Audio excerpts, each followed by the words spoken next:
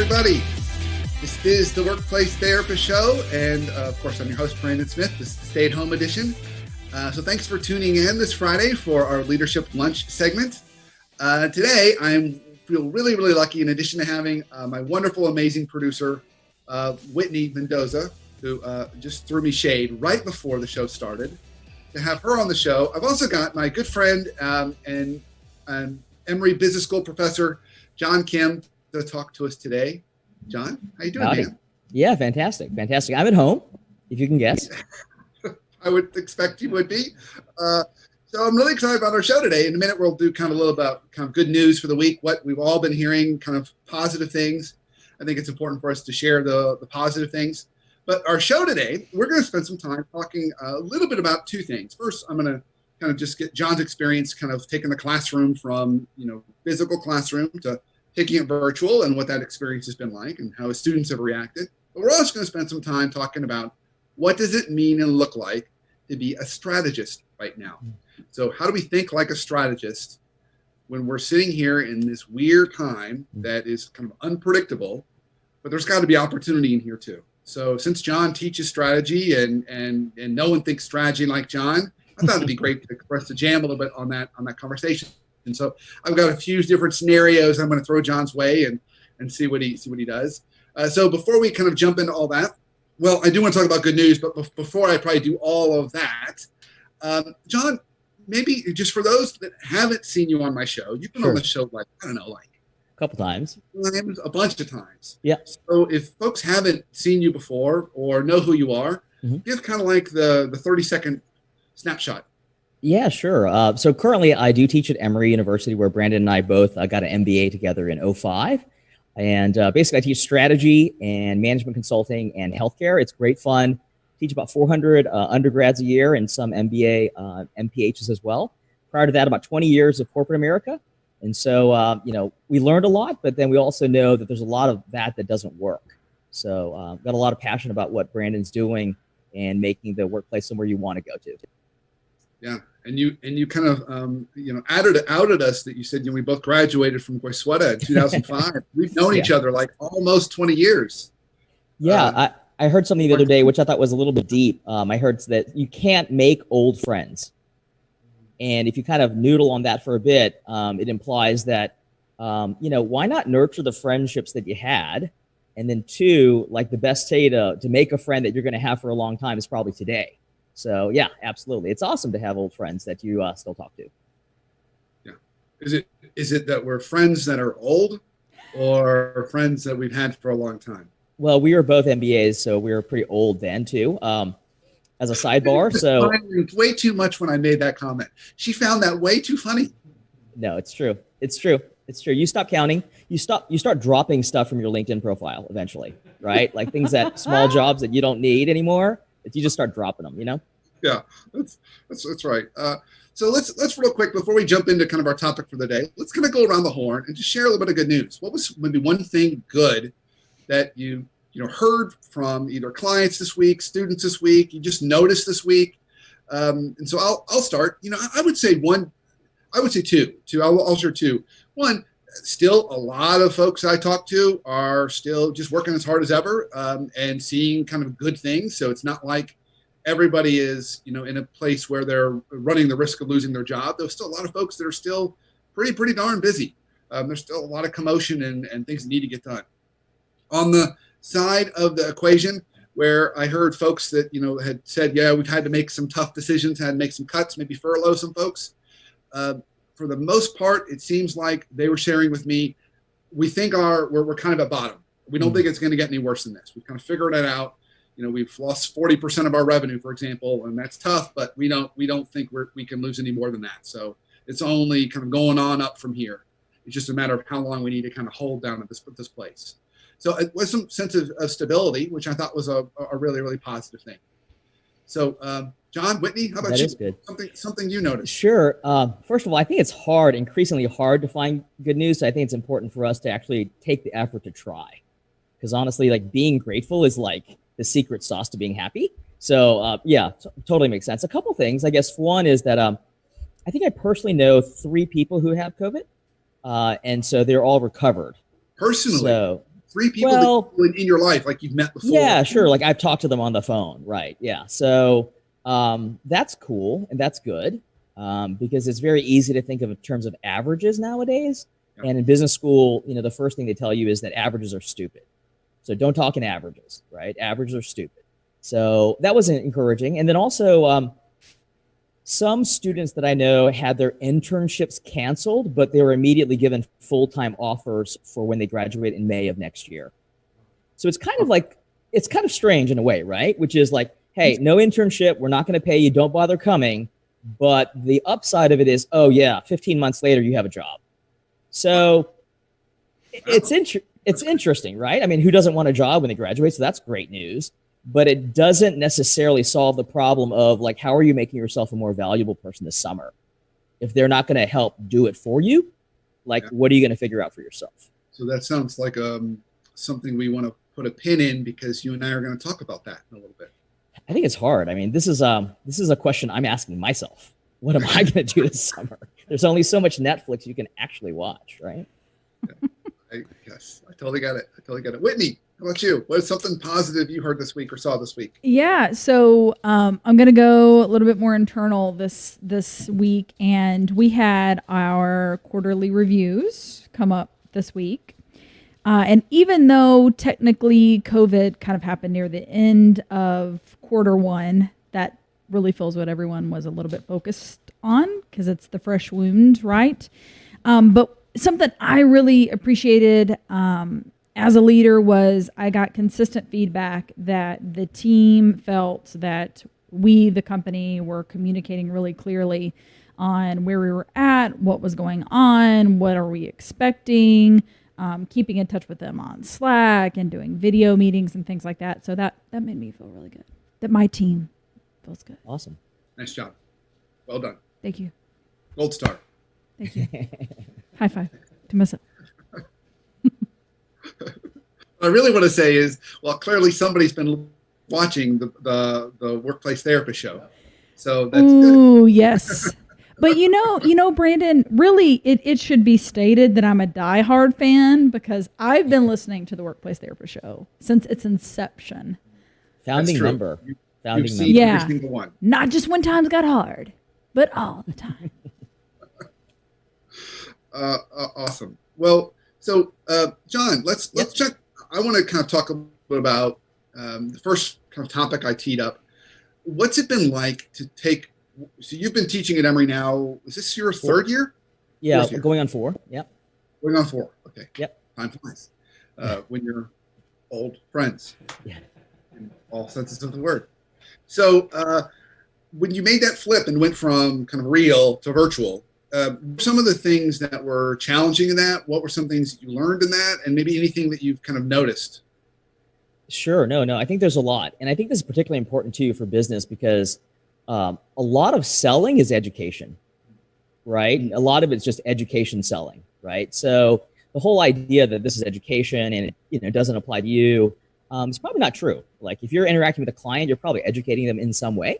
So I think it's something all of us could kind of use. Yeah, there were some externalities, some kind of weird things that were very specific to us, like taking it pass, no pass, or for a grade and incentives. But I'm going to take that aside because that's more of a schooling kind of grade thing. But a couple of thoughts come to mind. One thing is that you need to be very clear about what is one-way communication, like a lecture, and you need to record that in advance and have them watch it in advance. So nobody wants you to be on a Zoom call where you just have to listen for 45 minutes because that's just painful, right? Like we hated it when our parents lectured us, and they hate it when like faculty did that. So anything that's just one way, like I'm going to go through this content, I record it in advance, give it to them several days in advance. They can watch it at their own speed late at night on 1.5 speed or stuff like that. And then what I do is I split the remaining of the class. Instead of having a full 75 minutes, half of it is recorded in advance, lecture, and the other half is only discussion. So going into it, there's an assumption that you've done the work, and then it's just the discussion. Also, I think logistics, it's really easy to get lost in this whole online calendaring meeting type situation. So I send all the kind of content on a Google Doc. The Google Doc's always there and always updated there. So there's like a single source of truth. And then finally, the last 2 or 3 things I would probably say is that you have to gauge people's temperature all the time. Because in a classroom, I mean, you know whether or not somebody's asleep, but you don't really necessarily know that in a Zoom meeting of 70 people. So I'll kind of gauge the temperature a good bit. One, I'll cold call people. I ask people to have their cameras on, and if they don't, the chance of getting cold called is higher, not less. Also, when you're doing chats, while we're talking, I'll also be chatting with other people, asking, hey, can I call you next on this question? Last 2 things, if we're going to talk about 5 things, typically I list those 5 things at the very beginning of the meeting, and I'll tell people, send me an instant message and let me know which of the questions you have some passion around answering. That way I can queue up people, and it's very important to kind of curate what's going on, right? Because if not, you got that weird thing where people interrupt each other and then they say, oh, I'm sorry, you go first, and nobody's got tolerance for that anymore. Yeah. So those are probably like the big things. It's just make sure your audience doesn't get confused, check the energy level, kind of gauge their temperature. On Zoom, you can use polls, Polls. And then also at the end of the call, I always send out a survey where I ask them for their key takeaway and anything they want to tell me directly. Cool. Nice. So I asked this question for a couple reasons, partly because everyone watching this, in many cases, has a kiddo who's now experienced this shift from in-person to virtual, whether the kiddo's 8 years old or 18 years old. So it's a good kind of looking at the other side of the coin. What are things that teacher or faculty had to do? But the other part is, I think there's something that we can even take away in terms of how we're running meetings. That can come away from this. So you've been a proponent of the concept of flipping the classroom for some time. So you talked a little bit about that, but for those folks that haven't heard of the term flipping the classroom, what does that mean? Yeah, it's just a little bit like it sounds, which is to say, instead of using the valuable time in class with the teacher to do over the boring routine stuff, instead of doing that, give the boring routine stuff by video for the students to look at ahead of time. And then during the classroom, you can actually tailor the interaction to the speed and the tempo. Because honestly, the homework is where really the value happens. So it's silly sometimes for the teachers to be in classroom just talking one way, and then they go home and do the homework and be confused by themselves. So it's much better for them to be confused in front of you, the teacher. So I had this like aha moment today. I had a call with a client this morning, and he's like, I am so frustrated. I'm on all these video calls all day long. And my team is too. And so we're rolling out new policies. There's been some changes in hours for locations. And so I spent the entire call explaining everything to everybody. And I asked them, do you have any questions? They don't say anything. And then they're all emailing me or calling me after that with questions. He's like, it's totally inefficient. Because they're distracted. They're got another call right after mine. They're not fully paying attention. And it hit me. And I said to him, you need to flip the classroom. You need to record the policy and procedures that roll out. Send it out to everybody. Tell them they have to watch it. And then the call is all about questions. And it's more efficient. And then if people do ping you later on a one-off way, and it's a question that has to do with the video, you can just redirect them back to the video. Say, watch the video that I sent you. The answers will be in that. He said, that is like you just earned your pay on that one comment. He said, that's going to save so much time. So I do think, Whitney, is that Sweet Pea? Is it a gremlin? I'm hungry. Sweet Pea. Hungry. It is Sweet Pea. So I think that's a good takeaway for us too, is how can we create videos? For a lot of people, that's not a comfortable thing, but it can be simple. You just grab your phone and just do simple video, and then have everybody watch it. So then the conversations really are about the calls are about conversations. So this week colleague Randy Hain and I and David Papa, who was on the show last week, we rolled out our first virtual program for a client this week on Monday and Tuesday. And there was many good things about that. I think we use some good functionality in Zoom for breakout rooms and polls and chats. but my big aha was, wow, some of this stuff could have been sent to them ahead of time. They could have already watched it. So more of that time together could have been spent on conversations and less on us kind of going over concepts. So definitely a learning for me on that, flipping the classroom. One thing that I felt, and I'm curious, maybe Whitney and Brandon, how you feel too, is I think, at least here in the States, at least, we've developed this very interesting kind of appreciation of time. So one, you're not commuting. For some people, you're not getting dressed up. You're not having to put on makeup and get ready and all that kind of stuff. So you're saving time in some places. Also, I think our tolerance for nonsense meeting is a lot less. It's like when you're at work, maybe, for example, like if you're at work for 8 to 10 hours anyways, you kind of just like do stuff to fill the space, right? But for me, at least, like unless we have a meeting that has an agenda and we've done pre-work, it's like, let's not waste each other's time a little bit. So I think it's very interesting. A lot of corporate America is developing a kind of a more nuanced sense of what's meaningful. I mean, you see a lot of parents like hanging out with their kids and playing badminton outside. You're like, that's a good use of your time. That's really good. Yeah. So I think it's fun. I think that's totally true. And even when I did those sessions on Monday and Tuesday, several of the participants had their kids behind them doing homework, or would hop in their lap, or the dog would come over and they'd hold their dog or whatever. It was an interesting. Right. But you're right. I mean, we if you don't like the way a meeting is being run now, yeah, you can just turn your video off and right. Walk over to the restroom or exactly. I was going to do that first, but he beat me to it. All right. You turn your video off and you can leave. Yeah, right. And so you can easily get out, where that's a little bit harder to do in other situations. Yeah. Okay, so John, since I got you on here, and yep. since strategy is so much about what you eat and drink and sure. breathe and sleep about, so let's talk about how. And we can enter this conversation any way you like. You sure. can talk about definition of strategy, whatever is helpful for you think would be framing this. But yeah, I generally want to go down the path of what does it mean to think like a strategist right now? Okay. Because I think so much of us, our time is spent on, look at all the horrible things, or we feel trapped, or we feel stuck. Right. Versus looking at opportunity, or versus looking at this situation as creating opportunities. Sure. So I would love to just get your perspective on that. No, I appreciate you opened that up for us. I guess one thought is that I think time frame really is important. So if you're running a business, the next month or two is very different than the next 3 to 5 years, right? So do what's important, right? So for most companies, a cash flow is crazy important.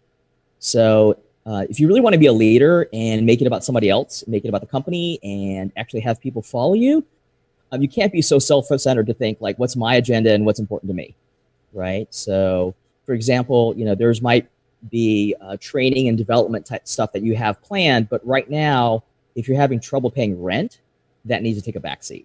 So I think one is understanding time frame, right? So short term, long term. I think that's really critical. I think also a very interesting way to think about it is there was one person who said that strategy is like having a portfolio of options. So while you might have had like the brilliant plan on Excel like 2 years ago or 6 months ago, right now it's probably not a bad idea to have a couple of irons in the fire and be really smart about seeing which one of those is working. Right. So rather than planting a whole bed full of corn, like now is probably a good time to plant some corn, some peas, some okra, and some tomatoes, and then kind of go with it and see what's working. Because honestly, I think there's so many changes that are happening with the consumer that no matter how good your like marketing and research is, I mean, honestly, the chance of you being wrong in the next 6 months is really high. So I think it's a little bit around having a portfolio of things, gauging it very close, getting a lot of feedback from your customers, and not being this is a bad time to be stubborn. It's like a really, really bad time to be stubborn. So that's kind of my first couple thoughts. Yeah. So I was sharing with you before the call that when I had client of mine, and she runs a nonprofit, and she's Yep. like, I've got to put together the budget. Like, we have our Right. fiscal year. The board wants a budget. They've got to approve it, and I got to put around kind of a strategic plan around that budget. But how do I do that? And I've often heard of the concept of scenario planning. Right. Almost trumps strategic planning because Yep. there are too many unknown variables. Yep. So essentially, you plot out different thoughts around that. What's your thought around that idea of scenario planning right now? One, definitely. I don't think you have much of a choice, actually. For me, it's just as basic as, are we going to be teaching in person in the fall or not? And maybe I won't prep right now, but come July and August, am I going to be prepping for an fully online course just in case? Absolutely. So it's kind of what if. The flip side of it, though, might be a little bit, yeah, definitely some scenario planning, but also let's also remember that we tend to overcorrect. So what's going to happen is next year, everybody's going to be doing scenario planning and contingency planning and what if planning, because we're going to think that next year looks exactly like this year, which it won't. Right. So it's like, like we overswing each way. Right. So there's that. I was listening to a video of Andy Stanley, kind of famous pastor here in Atlanta. And one thing that he said is that I thought it was pretty cool. The purpose shouldn't change, but the process should always change. Which, you think about it, like the purpose of getting an education is learning how to learn. That's the purpose. And that should never, never, never change. The process should change all the time. And so I think what happens sometimes is that really big companies or big organizations get really or calcified. Those are two big GMAT words, but they get really stuck. And what happens is that the process never changes. Like, you have to go to finance and get this checked, and then you have to go to R&D and get that checked, and then you need to BCC this person because they might get upset. So the process should always change, and the purpose shouldn't change. So if that's true, you talk about scenario planning. I think so. Like, let's be clear about what we're trying to do, how we add value. What's the point? Like, why are we coming to work? What are we doing? And then if that's true, then let's be a little bit scrappy and figure out how the process should change to meet that. That sounded pretty smart, actually. Really good. That sounded wicked smart. Pretty good. Wicked. Even Whitney liked it. Whitney liked it. I know, right? So. Well, I think that's brilliant. I mean, I think about, even for me, and what I do. Absolutely. I mean, I've got to think about process, and process can be, everything from approach. It can be pricing. It can be, trying to find ways to help people and make it work right now. But the purpose definitely doesn't change. Yeah, absolutely. And I think one thing that you have a lot of passion around, Brandon, is I think, as being a small business owner for the last 15 years, you learn to adapt because the customers tell you what they value. But one thing is that when you're working a big corporation, you don't get that feedback, but maybe once a year. And a lot of that's actually, performance management systems are pretty poor, generally speaking. So whereas, like, if you're a 1099, right, and you eat what you kill, right, and you're out in the market, you kind of know, right? You get that feedback. But in corporate America, a lot of people don't get feedback like they should. And so I think that's where I think people need to be willing to ask and communicate and figure it out. Because I could see there's going to be some people whose jobs maybe weren't that safe to begin with, and then they're kind of hiding behind Zoom right now, and that's probably not a good thing. Yeah. So what advice would you give them? I think that's a really good call out. That, how do you? And so this almost gets into the question of how do you think like a strategist? Yeah. Right. When you are you work in a big corporation, and you're now your world has gotten shifted, and how do you still show and add value? I think one is you have to know exactly how your company makes money. So if I were to ask you at a bar after 2 or 3 beers, how does your company make money? And even after 2 or 3 beers and you can't tell me, that's a problem, right? Because fundamentally, you need to know how we keep the lights on. So if that's true, and you know how do they make money, then the question is, what can you do to help the company to make more money? Because right now, like, the appetite for an executive to listen to what the words coming out of your mouth right now is really low. Like, they just can't be bothered with you. So you need to be thinking about, hey, this is what I'm thinking. This is how we can either, like, increase revenue or lower our costs or, something that's going to give us a competitive advantage, at least that's entirely the conversation for the next 12 months. So if you're not talking about something that's going to hit the financial statements in some favorable way soon, that's an issue.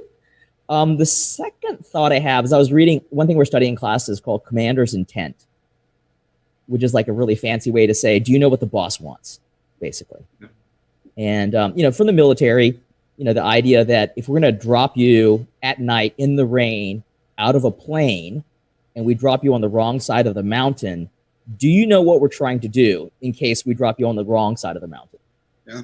And if you do know the commander's intent, you know what success looks like, I think you're given some latitude to make those choices. And that's exactly the kind of organization you want anyways. Like, you don't want people who are like, hey, boss, is this what you want? Hey, boss, is this what you want? Hey, boss, what should I do next? Hey, boss, I'm done. What else is next? It's like so painful, so painful. So I think those two things would be smart. I think that's a great point. So the first one's kind of have a strategic perspective, like think high level, like how do we make money and what can my area or function do to contribute to that, and draw those clear lines, right? So you can say, hey, look, and provide ideas. Right. That's the other part. That's part of, look for innovative solutions. That might either lower costs or increase revenue. And frankly, business is pretty easy. It's really that's the equation. We're trying to up on the revenue and down on the costs. 100%. And keep the stuff in the middle. But then also the commander's intent part, understanding, knowing what your boss's kind of commander's intent is and asking her or him what that is. I will say there are going to be some cases where your boss doesn't know and they're scared. They may be more scared than you are. So it's okay to maybe insert a suggested commander's intent. Sure. And that goes into John's first comment, which was around perspective. Maybe this is something we could do. I found this idea or this approach. So I love that. I think that's a great way to how you can kind of think strategically and add value if you're sitting inside a large organization.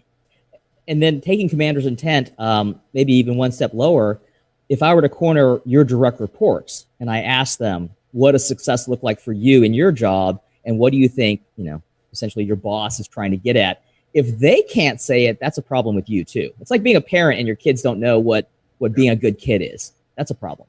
Yep. Making sure you're clearly communicating that. And I think that's hard to do, right? A little bit now, because things are so changing right now. And it's like, honestly, we kind of don't know.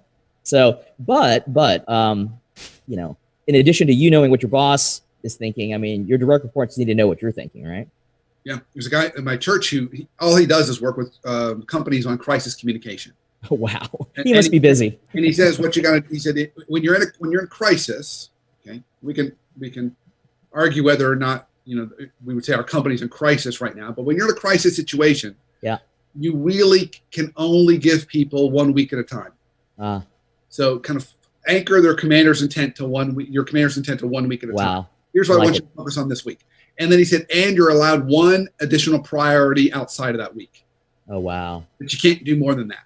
Wow. Okay, I want you to just focus on this thing this week and then keep your eye on this other thing that is going to go beyond this week, but kind of 1 week at a time, which is also an important point too, because not everyone on your team is going to be comfortable with strategic planning or thinking further out. That may really create anxiety for them because a lot of it is unknowns, and unknowns may create, uncertainty.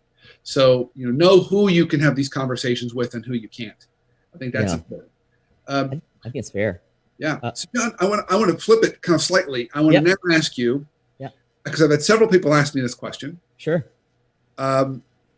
Should you start a business in this environment? Yeah. So you got somebody sitting at home. Maybe they've been furloughed. Maybe they got some extra time on their hands.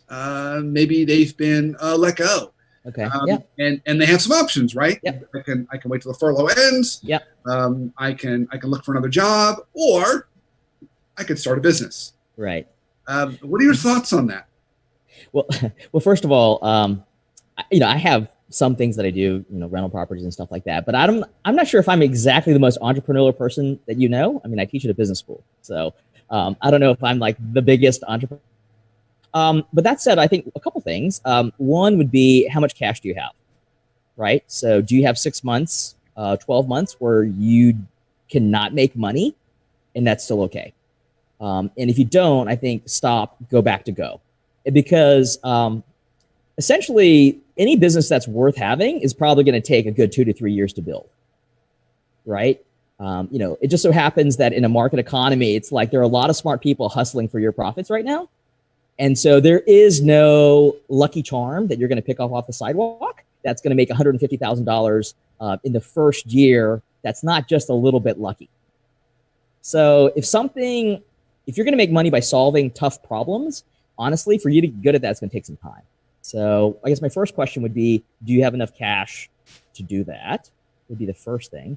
My second thought would be, even though there's 40 hours in the Fortune 500 work week, there's more than 40 hours. So can you not take 20 hours a week and side hustle and make up at least 30% of your current income doing that side thing?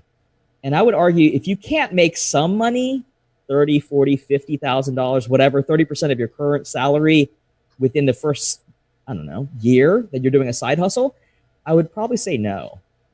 Jim Collins, good to great guy. He always talks about how you should fire bullets and then the cannonball. So, fire a bullet, see where it goes, fire another bullet, see where it goes. Kind of aim the sucker a little first, course correct, and then load up all the gunpowder and fire, the big cannonball. Because I think it'd be silly just to one shot, one deal. Now I'm bankrupt, right? That'd be terrible. I love that. Yeah. Great advice. So first I heard you say, you got to have cash. And I would also say, you said this, but didn't quite add it in, and patience. Yeah. Cash and patience. So 2 to 3 years, you mentioned that. So you gave a good kind of measurable thing. Yeah. And that's building reputation, relationships. That's important. And so that's one. And the second thing you said was, try and consider a side hustle and see if you can, find ways in that extra time to get maybe 30% of your income before you kind of make the leap. I think that's also brilliant idea. Brilliant. I think the challenge we should say is it a good time for you to stop and then start a new business? Probably no. Should everybody come up with a little bit of a side hustle? The answer is 100% yes. If you don't have some side hustle, knowing that we're going to an increasingly a gig kind of economy, you're not paying attention, right? Because I think my take on it at least is this healthcare and economic coma that we're in right now. It's just accelerating what already existed, right? With AI and automation and people changing their behaviors. So I think everybody needs a little bit of gig work. I think you have to. Well, and so I think you're touching on another good strategy principle, which is diversification. Yep. Right. Have enough diversification in your skill sets and what you can bring. It gives you flexibility when the world shifts and closes doors and opens doors. Right. I will say, this is not my first kind of recessionary period.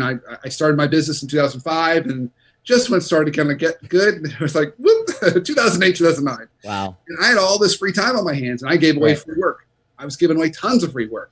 Wow. Because it built those relationships. Yeah. And I just kept, I had several colleagues that quit and said, I don't want to do the entrepreneurial thing. And they went off and did other things, but I built relationships during that time. And I also listened to my customers, and then I diversified my service offerings. So I've got 3 different service offerings. That was by design, help me weather storms better. Right. So, I think there is something around that too. So it can definitely be done. You just have to, as John said, you got to have patience, and having extra cash doesn't hurt either. Yeah. The one thing that I wanted to mention, I don't know if there's another agenda, but one word I want to bring up is something that you're a big fan of too, is just trust. So in the world of AI and machine learning, and basically the machine getting smarter and smarter all the time, the one thing that the machine do is develop relationships and create trust, right? So on some level, our competitive advantage for being a human is building relationships and trust. Now, the weird thing is this whole Zoom thing where you can't hang out with other people because other people are pathogens, right? Whoever thought of somebody else being a pathogen? That's so weird. It's Whitney, just you look like she could be a pathogen. Dude, it's just strange to think of people like that. But I think that's accelerating this whole idea that what can you do to create trust? in this particular, but if what you're doing on some level isn't creating relationships and trust and competence and trust, I mean, that's a problem too, I think. So I would double down on trust. I'm bullish on trust. Bullish on trust. That's great. Bye. Well, I've got more questions, but I want to take a pause and see if we've had any kind of comments or questions come in through Facebook. Okay, we do. Okay. All right. So I'm going to start at the top and work my way down. And the first thing when we were talking about flipping the classroom, I was like, man, John makes me feel like I want to go back to school, which after I read this comment is going to be very clear that I need to, because I'm not even sure I can pronounce one of these words. That means I don't know what it means, but yeah. Stephanie said, amen for the asynchronous delivery of lectures. Okay. Yeah. So just not in real time. It's recorded. I'm just glad I said it right. Did I say it right? You did.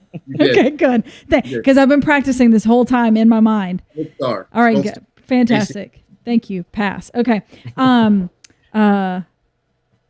Should we call you Jose, or do you want to be Isaac today?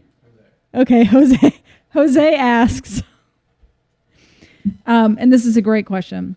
Do you think companies will run leaner and meaner because of technology being a core now?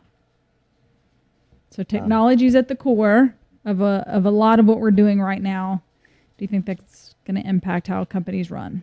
John, why don't you go first, and then I'll see what I can add. So here's one flipping the classroom trick.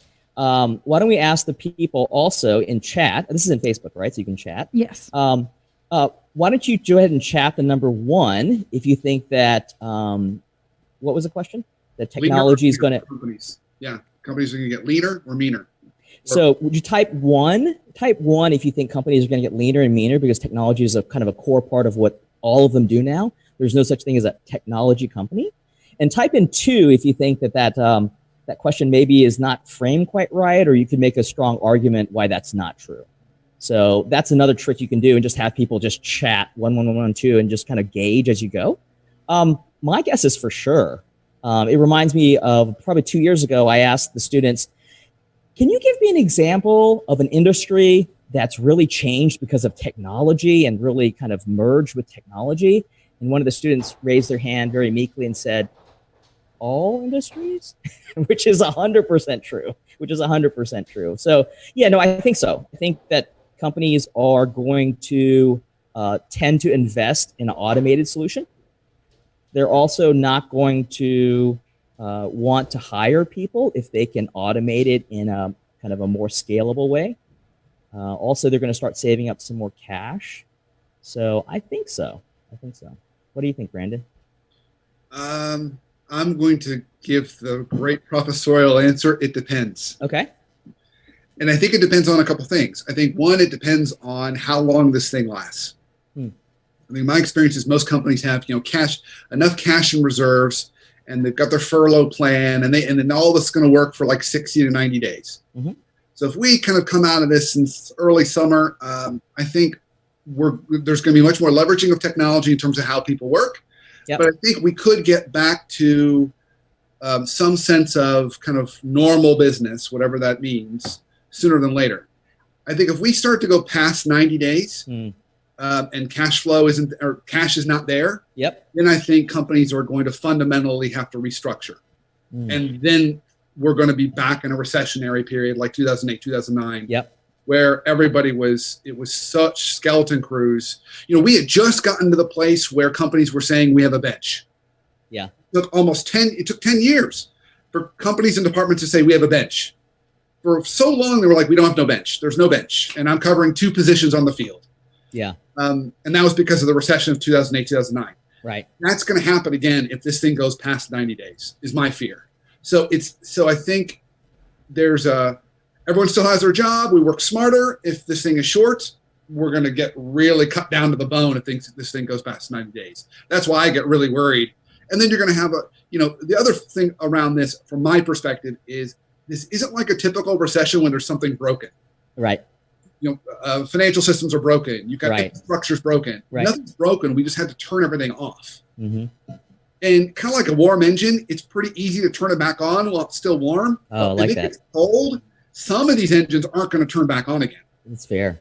You go 6 months and you turn it back on. Not all the restaurants folks are going to come back. Right. True. You're going to see 50% come back, 50% shutter their doors permanently. Right. Hotels, same thing.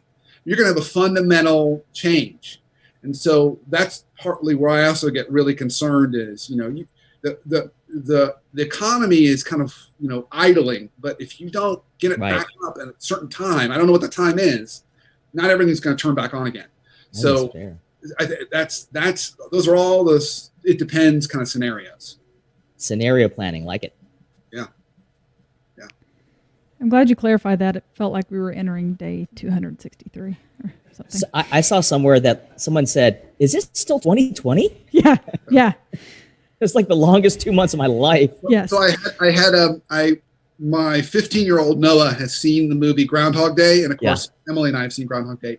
Abby, my 18-year-old, and Aaron, my 13-year-old, have never seen it. Right. So we saw it last week. Too soon. Too soon. I've been kind of feeling that Michael Scott quote where he's like, "I'm going through a rough patch recently." Actually, a whole year. The whole year's been a rough patch. Yeah. Awesome. Okay, we have a question from Stephanie. She said, "How do we work within higher education to take the strategy we're using right now to succeed in making it part of the future fabric of the work that we do?" So how do we take the strategy of today, essentially, and make it part of the future? Brandon, I'm going to give you that one. Oh my gosh. Yeah, I work in a university, so I'm going to pass on that one. I think I feel so under. I have a non-compete on that answer. I will say I'm gonna answer this in a very direct, honest way, and I think it's going to pull on everything that John has already said in some version or other. The ability to stay centrally focused on the purpose, but change the process. The purpose is education, but there's so many different ways to do that. Traditionally, it's been in kind of the 60 to 90 minute classes. But it can be. I was talking to a colleague of ours at the business school the other day, and he said, but it could be totally different. It could be, if you're doing work with someone who's working, you could have a 15-minute call with everybody in the morning and say, practice this principle today as a leader, and then have a debrief call at the end of the day for 45 minutes. So it's changing the process, but still staying true to the purpose. So if I was to give advice to higher education, I would say get really, really clear on the purpose. Get clear, get everyone to agree on it, and then get creative in different processes and approaches. And then this is the hardest part, because you've got risk-averse entrepreneurs working in universities. So you've got to then create a forcing mechanism that makes them do things differently. Otherwise, they're incented to resist it because they're on 3-year contracts or tenure. And so they don't have to change. So you've got to create a pain point, a forcing mechanism to get them to do things differently. It's unlike any other world that we know, because they can be like, "Well, I got tenure. I don't have to do that." Well, that's a problem. So the forcing mechanism is going to be the key if they don't already want to do it. And so I think that's one of the challenges, because you can look at any university or any education institution right now, and you can find some people that are really trying new approaches and some people that are scared to do that and just want to go back to doing what's comfortable. So we got to get those folks that are comfortable, get comfortable being uncomfortable. And that's the trick. That's the real mechanism to make this thing work. Okay. Amen. So, Amen. Okay. I'm so glad you said everything I wanted to say, but you said it because I didn't say it. I figured I would save you, John. It's like the highlight of my morning. Perfect. Yeah, I know. Well, it's fine. Any other kind of controversial topics that I can just throw out there? Whitney, any other? Do we have another question? Any more questions right now? Because I have another one for John if we don't have one. Okay, go for it. We've got a couple more that are continuing to come in, and then if we have time, I think I have a question. What's your question? You want me to go? You want me to go before Brandon? Yeah. And this could really apply to both students and employees, but I feel like a little bit of what I've noticed is it's hard to keep the motivation, right? It's speaking of Groundhog Day, one day bleeds into the other. We're working. I think, Brandon, we had talked about this on another show. Sometimes we're working just because there's nothing else to do. But then really, I think maybe we're just kind of staring at the screen and the computer's getting hot in our lap, but nothing's really happening. Like, what do you say to that, right? Like, even if you're that person that always is want to be learning and doing things, it can still kind of creeping up on us. Yeah, I'll go first. No, I think all of us. One thing I think is very true is that we're finding out that this stay in place, work at home type thing is entirely a battle with yourself. Because honestly, I think expectations have fallen. So the chances of you exceeding expectations, like if you work as hard as you usually work, you will exceed expectations. Like the bar is so low right now, I think. So if you put in like an honest, like Protestant work ethic day, you'll be crushing it. The problem is that's freaking hard. Like nobody wants to do that, right? My biggest stress point right now is there's no ice cream and chocolate in my house. It's like top of my mind. I'm like, God, when can we go to Publix and get the ice? So yeah, I think it's a huge challenge. But one thing we talk about in our strategy class, which is over and over again, is that you have to compete. Oh, dude, why go there? It's so uncool. You have to compete differently. And I think this summer, and I think this thing's going to go for a while because the U.S. just does not have it together at all. So I do think it's going to go for a while. But I think the real, separate the adults from the children is going to be people who are really disciplined and find motivation to get stuff done. Because literally 80% of us, and maybe even me, so check back with me at the end of the summer, are literally going to just run Netflix dry, right? And so, yeah, I think so. For me, one thing I'm going to do, Whitney, is I'm going to make a lot of promises to people and have accountability partners because for me, I'm motivated by fear of failure and I don't want to fail other people. So I'm just going to super promise stuff to a lot of people. That's going to be my hack. But Whitney, what do you think? Nice. I always like to ask the student who asked the question, what do you think? Yeah. So when we first started this, I got a little bit bad of doing the whole staying up till midnight. And I very much had my computer in my lap doing things, but the staying up till midnight and then not getting up till 7 or 8. And so what, are we in week 4? Okay, week 4. I decided Sunday, I was like, all right, I'm going to go to bed and I'm going to get up. And I've done really well this week. I've been getting up at 5 a.m. because I know myself. That's when I work the best. So I was like, great. Right. Okay. If we're going to have this downtime, I'm going to use it to put those things in place that I've been saying I've been wanting to do. And now I have the opportunity to do it so that when we go back to whatever type of new normal it's going to be, I'm going to be set and I can just slip right on in and get going. That's great. Before I pass it to Brandon, one thing I tell students too is that this summer is going to be a little bit funky for a lot of people with internships and stuff like that because it's companies may have postponed it or it's remote. So kind of working backwards from the answer, what do you want your resume to look like in 3 months? What are you going to be able to put on there that's not lying? That's an accomplishment. And then if you can think about those 2 or 3 bullet points and just reverse engineer it, you learned something, you did something, you volunteered. I think thinking about, like you had said, in 3 to 4 months, what are you going to have to show for this? And that might be one way to think about it. Brandon? Yes. So I'm just going to kind of round out a couple edges around this. So first, let's just acknowledge that we're talking about folks that are non-essential, right? So our conversation is really about us sitting at home, we're working from home, we're working virtually. We may have a little less than what we had to do before or the same, but now have extra time. Yep. So we're not the folks kind of on the front lines. They've got a whole different challenge around staying motivated. So I want to kind of acknowledge that part. Fair. The second thing I want to acknowledge is my default is like John's. I'm kind of like what can I go create, build, accomplish, ambition kind of mode. That's my thing. So I'm feeling pretty excited the last couple of weeks because I'm in that place right now. I'm in a creative place. And so that feels really good for me. So I'm using Cool. this time and opportunity to create. But I want to go back to my conversation with David Papa last week. And that's not everybody. Not everybody is an ambition, creating, accomplishing kind of person. And so maybe another way to answer the question is, ask yourself, how do you want to show up during this time? How do you want to be during this time? So how can you think about your life in a way that takes advantage of this time to create a life that feels comfortable for you? Like it. So maybe that's more naps or more walks with your significant other and your pets, or more time with your family, or whatever it happens to be. But just thinking about kind of asking yourself that, because we have this weird blessing of space, and we can put in it anything we want. I love it. And it might not be more of the same, because the default is, well, I just get up at 8 in the morning and I work until midnight.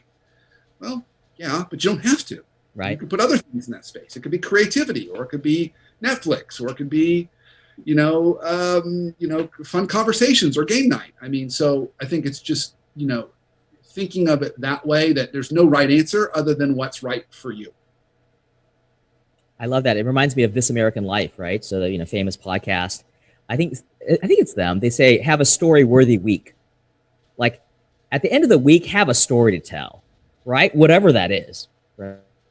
I think people are playing more board games with their children than ever. And that's a pretty good story to tell, right? So have a good story to tell. Yeah.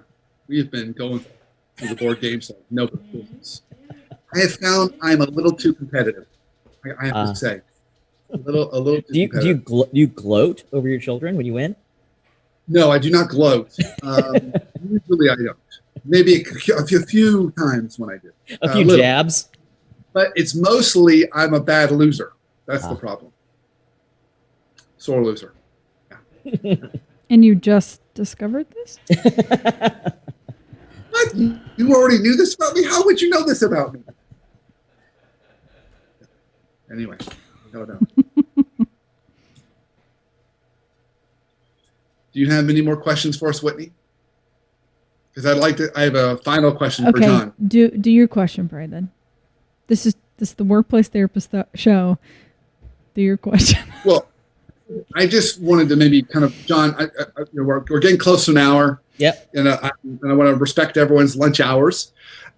So what are some, if you were to then kind of flip our conversation around strategist and like a strategist, what are a couple things that are bad things that people shouldn't do? So what's the list of don't do these things? Don't do things, yeah. I think several.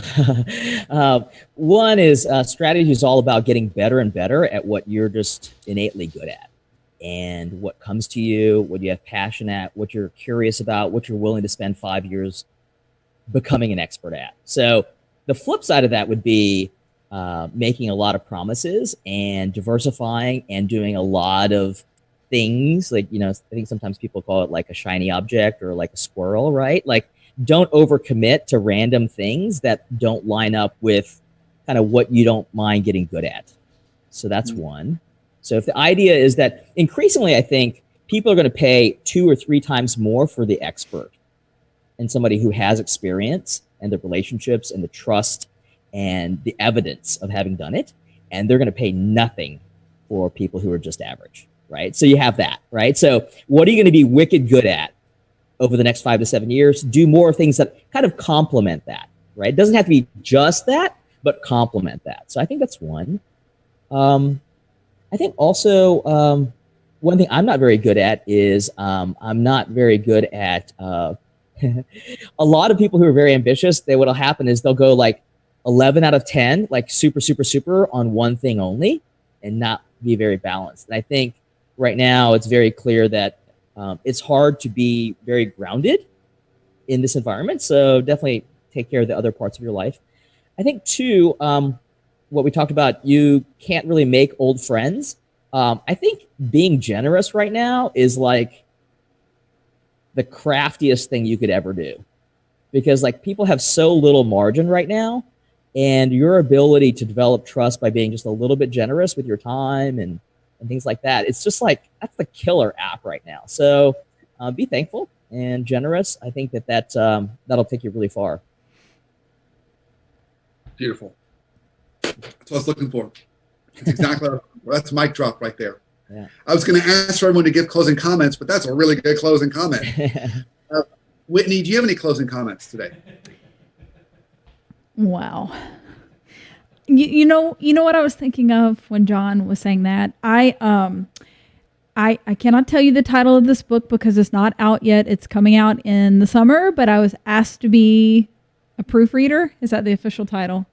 Anyway, one of the things that was in this book was, and it lines up very well with what John just said, focus on your strengths, not your weaknesses. So for one, I'm teeing that up because a lot of times we're like, ooh, weakness, got to fix it. No, just focus on your strengths because the weakness is never going to be a strength for you. So don't waste time on that. Invest time in building the strength. And it's strengths, right? So back to John's point of being diversified. Like you have more than one. So if there's something that you're a little bit good at, invest and get better at it. Yeah. That's great. I love it. I love it. Well, John, Yep. Awesome. Thank you for coming on the show. Good times. Today and jamming a little bit. Anything else you'd want to close with?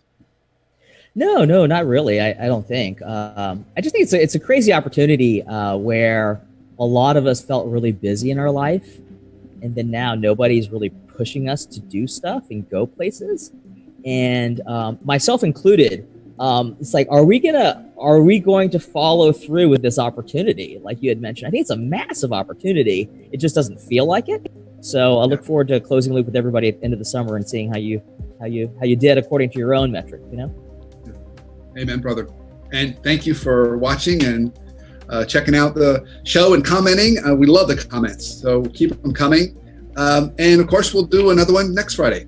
So until our show next Friday, have a great week and awesome life, everybody. See you. Take care.